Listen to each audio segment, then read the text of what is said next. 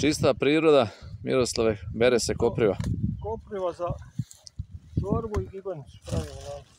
Danas znači, a šampon? Pa šampon ćemo drugi put, kad malo još sazori.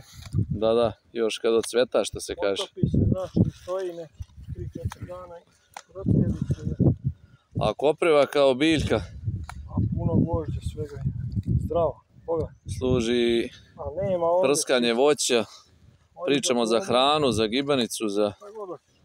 Žene, kaže, obično peru kosu s njom.